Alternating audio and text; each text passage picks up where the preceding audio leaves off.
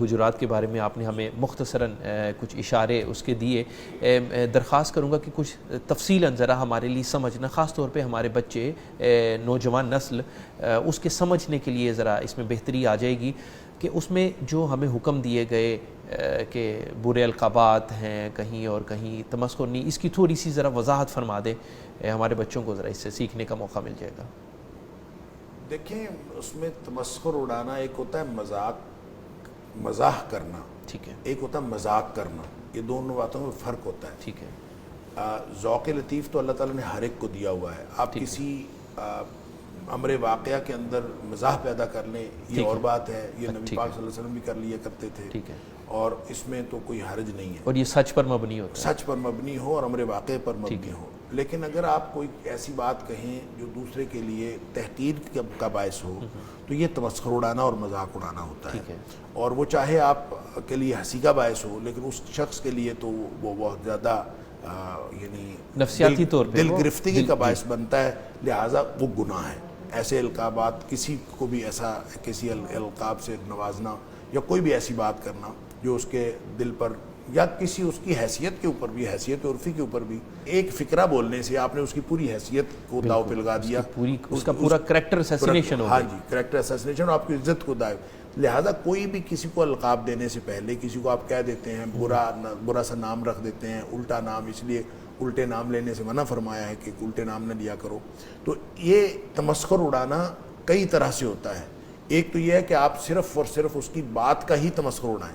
ایک یہ ہے کہ آپ اس کو الٹے نام رکھیں. تو جو بھی آپ کہیں گے، خاص طور پہ آپ نے بچوں کے حوالے سے کہا، تو بچے جو ہیں وہ ایک دوسرے کا صرف درگت بنانے کے لیے، آج کل تو فیشن ہوا ہے کہ کسی ایک کو ٹارگٹ کر لیتے ہیں اور سارے جو ہیں اس کے بارے میں کوئی ایسے مذاق کی باتیں کرتے ہیں، اور وہ بندہ اپنے ہی دل میں وہ گھٹتا چلا جاتا ہے اور لوگوں کے لیے یہ ایک انجوائمنٹ کا سامان ہوتا ہے.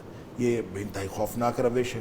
اور معاشرے میں کوئی بھی شخص کسی بھی چیز سے ہرٹ ہو رہا ہو تو اسلام اس کی اجازت نہیں دیتا. لہٰذا تمسخر اڑانے سے چونکہ ہرٹ ہوتا ہے، اس سے بھی اجازت دیتا. شریعت نے تو اس حد تک منع کیا ہے کہ اگر آپ لوگ محفل میں 3 لوگ ہیں تو منع ہے کہ 2 لوگ آپس میں کان میں بات کریں، سرگوشی کریں. کیوں؟ تیسرا شخص سمجھے گا شاید انہوں نے میرے خلاف بات کی.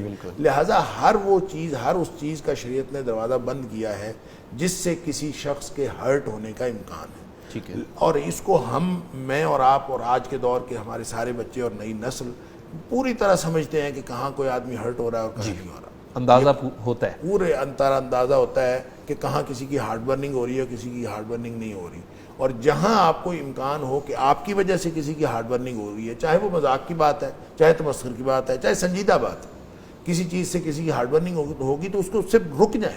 اس لیے کہ شریعت نے اصل میں تو دوسروں کا احترام یہی ہے کہ آپ کسی کو کسی ایسی امبیرسنگ سچویشن میں بھی نہ ڈالیں اور اس کے دل کے اوپر بھی کوئی ایسی چوٹ نہ لگے.